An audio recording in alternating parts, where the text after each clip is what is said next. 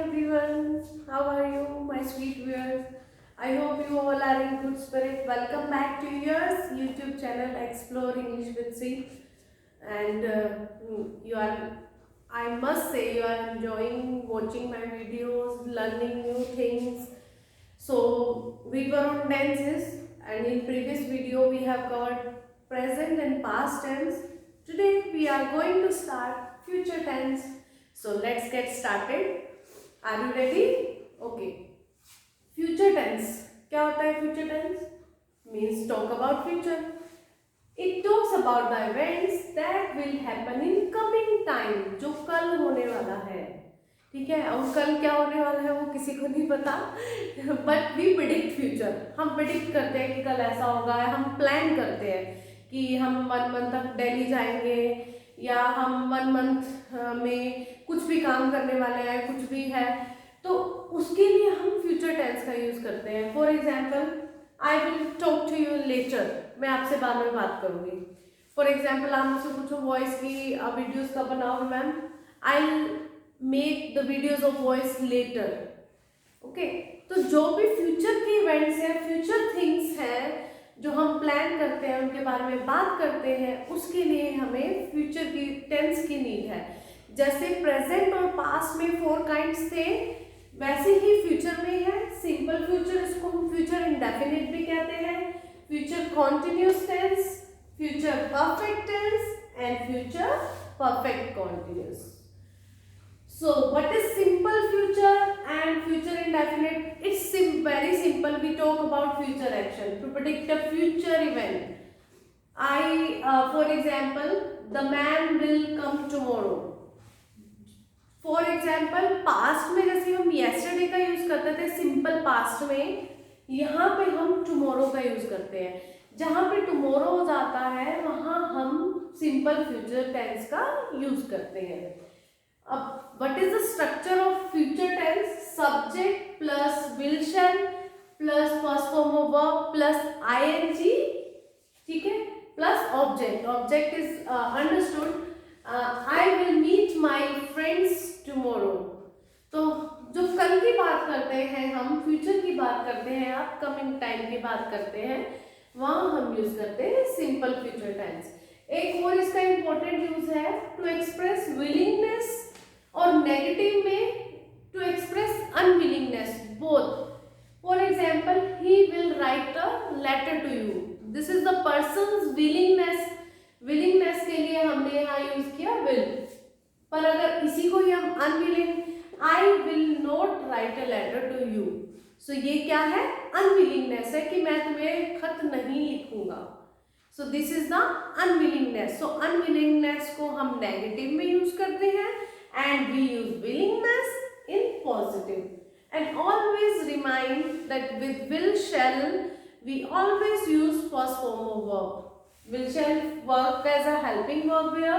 This is the main verb, और main verb जो है will shall के बाद हमेशा directly अगर हम will shall के बाद use करते हैं, we always use first form of verb. As you know all, each sentence has its unique identification. So future की क्या identification है? Right, will shall. Will shall हम हमेशा कहाँ यूज करते हैं, future में। Next we will move to future continuous tense.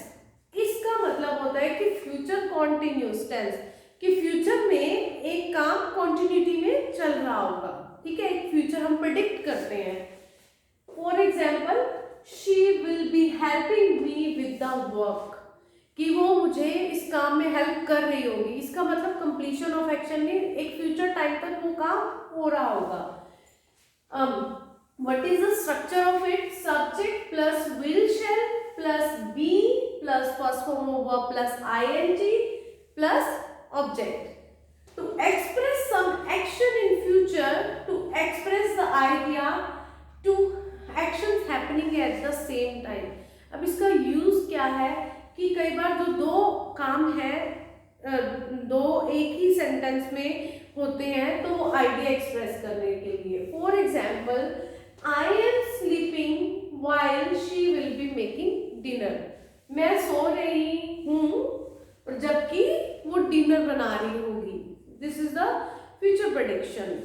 अब वैसे तो हम विल शैल के बाद use only first form of verb use करते हैं, तो अब ये कॉन्टिन्यूस है। अब कॉन्टिन्यूस में तो हमेशा आईएनजी होता है, तो अब हम आईएनजी कैसे लगाएं विल शैल के साथ, इसलिए हमने एक ऑप्शन ढूंढा क्या कि हम यूज करेंगे बी। तो विल शैल बी के बाद हम यूज कर सकते हैं first form of verb plus ING, right. Future continuous tense is clear to you. Next, future perfect tense. Where we use future perfect tense means to say something that will be ended or finished by a particular point in future। ये सब हम आगे का predict करते हैं कि इस time तक मैं ये काम फिनिश कर चुका हूँ। Like you already know perfect tense means completion of action, और फ्यूचर परफेक्ट क्या हुआ कि in future till a particular time this action will be done, ये काम हो जाएगा। कहते हैं ना कुछ हम काम कराने चाहते हैं, हो जाएगा मैडम ये काम तब तक हो जाएगा, मीन्स कंप्लीशन हो जाएगी वो एक्शन की। What we use here subject plus will shall plus have plus third form of verb plus object. अब देखो कॉन्टिन्यूस का आईएनजी था, विल शैल के बाद हमने बी ऐड किया। अब परफेक्ट है, परफेक्ट में हम हमेशा क्या यूज करते हैं थर्ड फॉर्म ऑफ वर्ब। अब यहाँ पे विल शैल आ गया, अब विल शैल के बाद हम यूज करते हैं फर्स्ट फॉर्म ऑफ वर्ब। अब थर्ड फॉर्म कैसे आएगी परफेक्ट में, उसका एक वे आउट क्या निकाला, हमने लगा दिया हैव। हैव के बाद तो हम थर्ड फॉर्म यूज कर सकते हैं ना, हैव के बाद थर्ड फॉर्म यूज कर सकते हैं। सो हमने विल शैल के बाद हमने ऐड कर दिया हैव और फिर हमने लगा दिया third form, right. So they will have told the truth, by the time I reach home all will have slept। जब तक मैं घर पहुंचता हूँ सब सो चुके होंगे। Like this action will be completed till a particular time। So this is future perfect tense। Next, future perfect continuous। तो what is the use of this tense? सबसे पहले हम इसका स्ट्रक्चर देखते हैं। Subject plus will shall plus have plus first form of verb plus be plus first form of verb plus ING plus object.